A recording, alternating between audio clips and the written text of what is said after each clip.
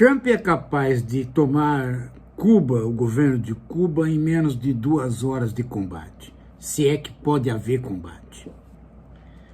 O mundo em que os cubanos na Baía dos Porcos expulsaram os americanos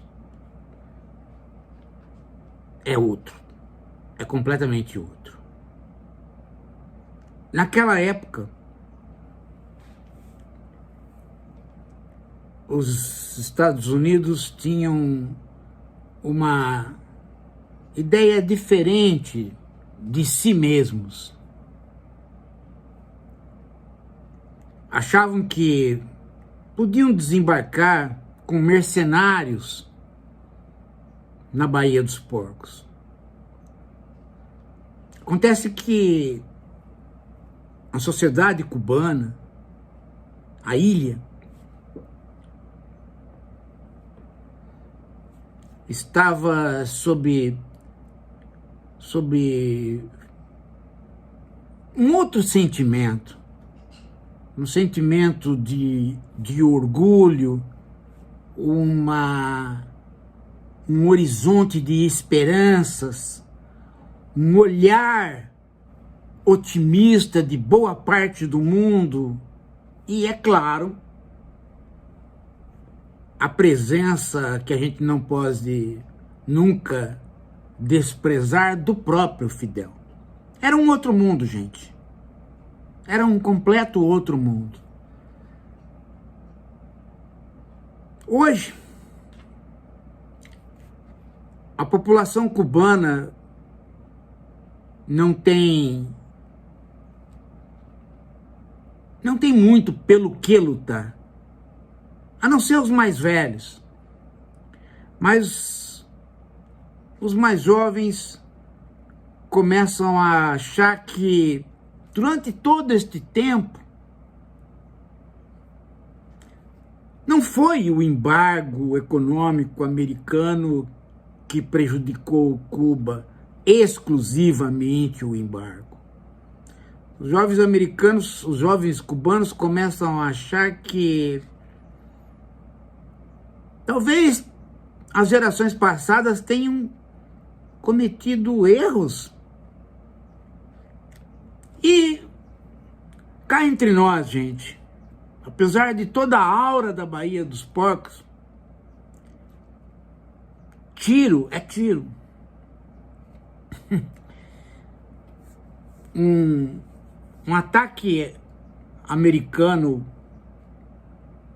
ou um ataque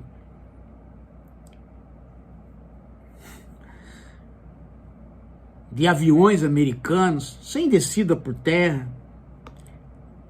já seria o suficiente para fazer o governo cubano repensar o banho de sangue que seria qualquer continuidade de defesa e então ceder.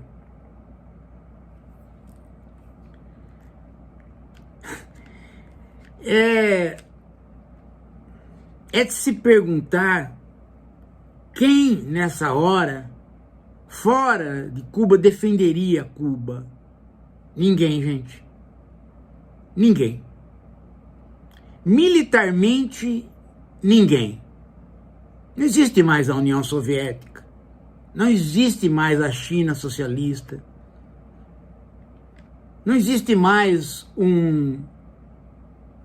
uma razão pela qual defender o regime cubano, a não ser uma razão que é uma relíquia. Uma relíquia.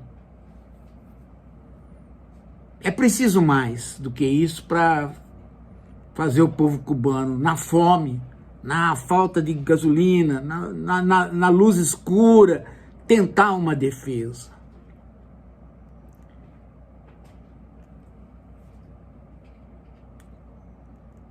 Parece que as coisas vão se encaminhando para o pior. Do lado de lá, ou seja, do lado dos Estados Unidos, a comunidade de cubanos ou de herdeiros dos cubanos que fugiram da Revolução, a comunidade cubana de Miami,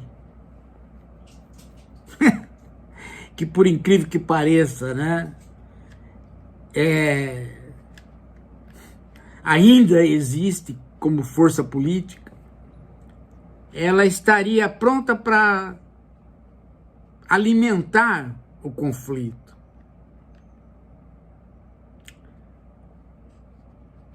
Há gente na comunidade cubana, você pode até não acreditar, mas há gente na comunidade cubana que aspira voltar para Cuba e pegar as terras que foram expropriadas de seus pais.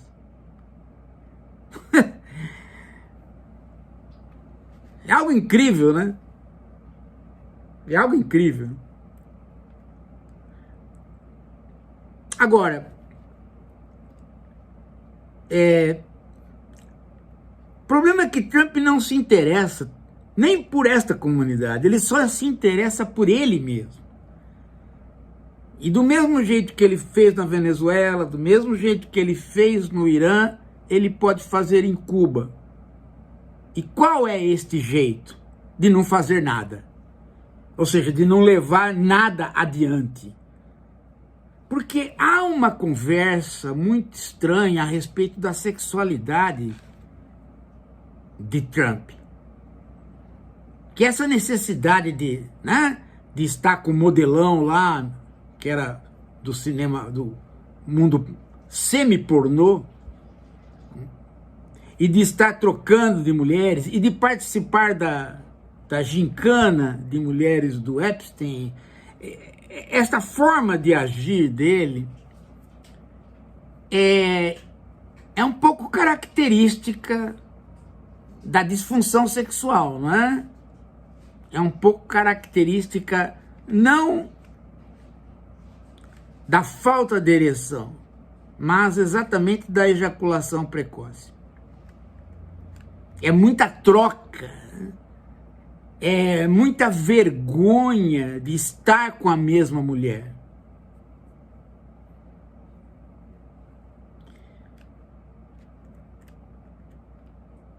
E isto parece que se reflete na vida empresarial e agora política do Trump. Ele nunca termina nada.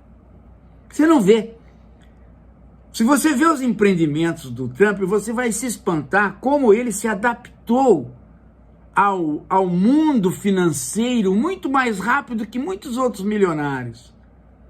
Como ele aprendeu rapidamente a comprar e vender ações e não ter nenhuma empresa que seja dele.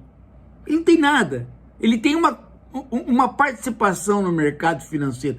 Quando você vai ver as empresas que são efetivamente dele, você fica achando assim que ele, né? Como é que esse cara não deixou uma marca? A marca dele é em prédios. A marca dele é em resort, a marca dele é em campos de golfe, a marca dele é em grandes casas, em patrimônio. Ele não tem alguma coisa que ele criou, as indústrias Trump. Nem a parte de turismo, ele falou que vinha fazer um hotel no Brasil, ele começou e não acabou. Nada ele acaba, gente. Ele é um ejaculador precoce nato. E os elementos da vida política são a mesma coisa. Um pouco parecido com, né, do Bolsonaro, quer dizer, vamos tomar o Capitólio? Vamos. Só que não vamos, né? Vão vocês, né? E aí fica no meio termo, né? Vai receber impeachment ou não vai receber impeachment? Invadiu o Capitólio ou não invadiu? Incentivou as pessoas a irem ou não incentivou? Quer dizer, sempre na meia boca, sempre na tarefa incompleta. E no segundo mandato, a mesma coisa. Vai ter tarifaço? Ah, tem, mas não tem. Vai ter a volta das indústrias americanas? Vai ter, mas não vai ter. E a tomada da Venezuela? tiramos o Maduro de lá, mas e daí? E o Irã? Ah, o Irã já foi, tá? Já bombardeamos, já deu. Mas não ia trocar o regime? Ia. Ia. Sempre ia. E a Groenlândia? Bom, a Groenlândia não deu. A gente vai voltar a ela. E aquela briga com a Coreia do Norte no primeiro mandato? Então, você vê que cada coisa, né? Sempre essa, né? Já ganhamos, já fizemos, retoricamente. Mas não ganhou, não fez nada. Aliás, é preciso entender que não funciona o imperialismo há muito tempo. Eu tenho tentado mostrar isto, que há elementos para sustentar esta retórica minha, para várias pessoas, e tem gente que, quando enxerga, vira o rosto, não quer ver. Se a gente olhar a Guerra da Coreia, qual foi a vitória americana? Nenhuma, a guerra não acabou até hoje. Não foi assinado nenhum acordo de cessação de guerra. E depois o Vietnã? O Vietnã os Estados Unidos perderam. E as invasões? Bom, Granada não conta, né? Porque se você não conseguir invadir Granada, aí, né? Mas o Iraque? O Iraque tinha um plano de reconstrução do Iraque por parte das companhias de engenharia americana.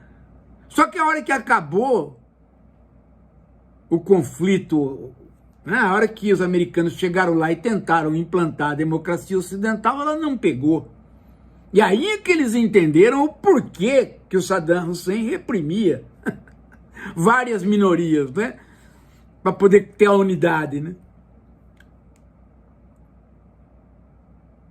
Agora, essas ações militares do Trump, todas elas, é garganta, garganta e garganta. Começa-se e não termina. É uma ejaculação precoce, né, que se reflete na política como uma marca do Trump. Não sei, gente. Mas talvez aconteça a mesma coisa com Cuba. Haja uma agressão, uma tentativa de mudar a ilha e depois apenas a miséria, o resto do ataque. Porque veja a Venezuela, em que estado que foi deixado. Olha agora, a hora que parar o ataque ao Irã, a hora que parar o ataque ao Irã, Israel vai continuar e todo dia você só destrói. Aliás, o Trump, ele é tão ejaculador precoce que ele fez o Irã fechar o Estreito de Hormuz, agora ele não consegue abrir, e ele disse que, bom, já que não quiseram me ajudar a abrir, os países, cada um que se sentir prejudicado, que abra. Ele criou o problema e ele largou para os outros. É típico do ejaculador precoce. Então Cuba também possa ser outra situação dessa, né? Uma ilha atacada sem absolutamente nenhum propósito de terminar o ataque.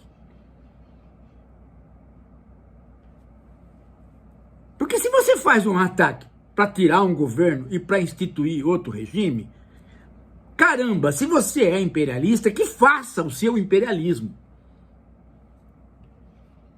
Faça como os Estados Unidos fizeram na Segunda Guerra. Faz o dia D, desce de paraquedas, toma todas as capitais e reconstrói a Europa. Mas não é assim.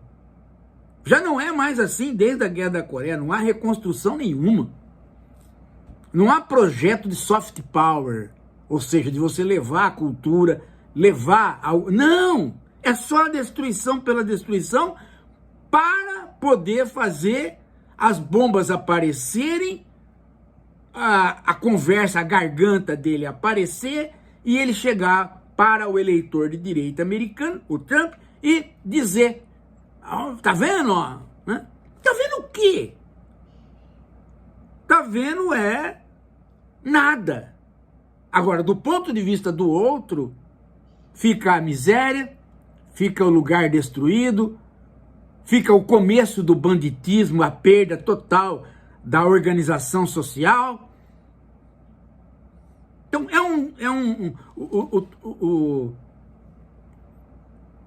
e ele, Trump, parece que ele tem um regozijo de falar que ele mesmo é assim, né?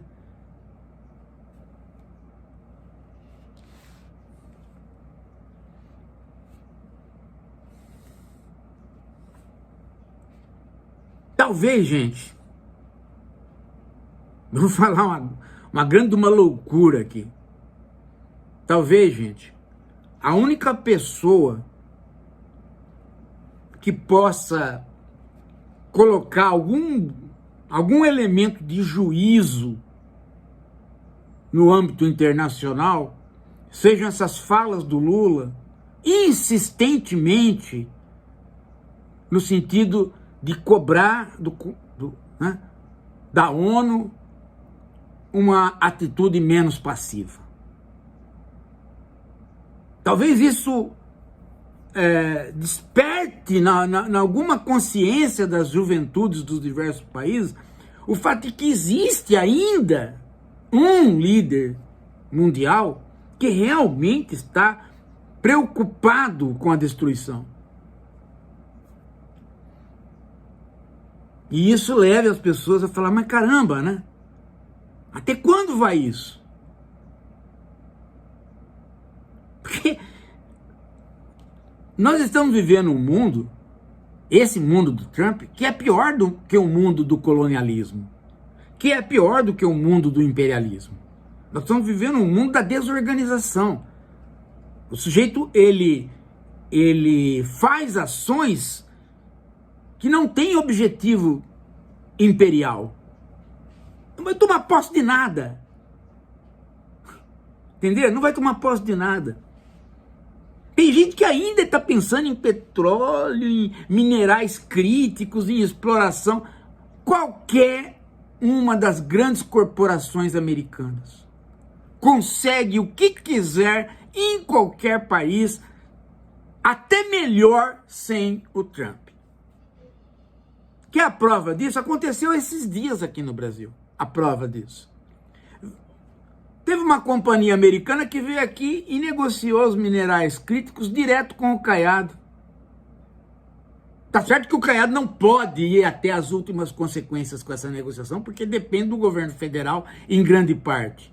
Mas não pensem que, através de negociação, essas companhias não conseguiriam entrar aqui pelo governo federal, porque elas simplesmente assinam cláusulas de transferência de tecnologia. Só que a transferência de tecnologia que elas fazem é datada. É datada. É de tanto a tanto.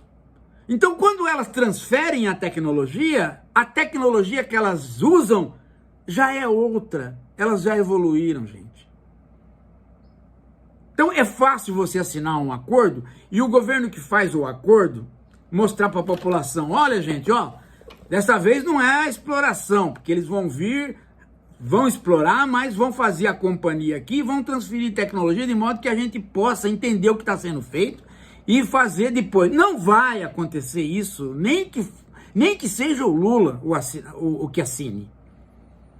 Porque o poder de pressão e o poder de fazer contrato por parte dessas companhias envolve lobbies de gente que vai ganhar de vários lados, inclusive de gente que vai ganhar aqui.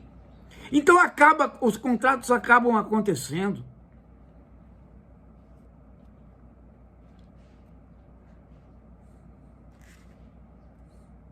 Portanto, Trump não é necessário para a burguesia americana, nem é necessário para ninguém da burguesia internacional, porque as companhias são todas transnacionais e os seus CEOs se interessam pelas ações dessas companhias, pelos dividendos.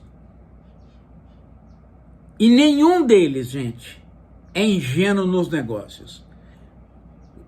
E nenhum deles precisa de arma.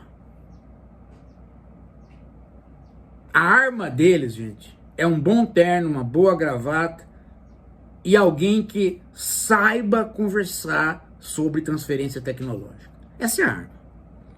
E todos eles, dessas grandes companhias, têm isso.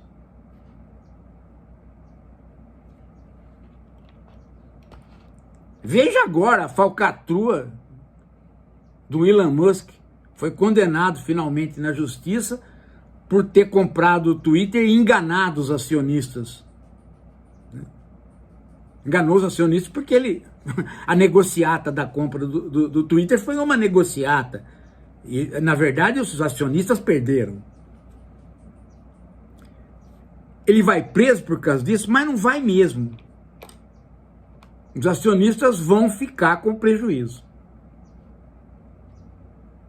E se ganharem, né, na justiça a reposição de seus prejuízos, isso vai ser feito em parcelas através dos dividendos. Todas as transnacionais têm capacidade de entrar em qualquer lugar do mundo hoje, porque o mundo hoje não está sob a regra do imperialismo, ele está sob a regra do império. Todo mundo participa de um grande mercado financeiro, onde as acomodações se dão a partir de uma guerra tecnológica, uma guerra de negociações, uma guerra jurídica. Ah, mas eu preciso vender armas e a minha companhia precisa crescer através também de vendas de coisas que servem para guerra. Então vamos fomentar uma guerra ali. Vamos! Não tenha dúvida, o Paquistão está em guerra com o Afeganistão. Você notou? Não. Está tendo venda de coisas? Tá. Precisa do Trump? Não, não. Tem milhões de guerras que você pode fazer sem o Trump. Em lugares que ninguém nem dá atenção. O Trump é um desorganizador do mundo. E faz isso porque ele precisa todo dia estar numa situação diferente, como no passado ele precisou estar com uma mulher diferente. É a síndrome do ejaculador precoce. Daqui a pouco a gente volta.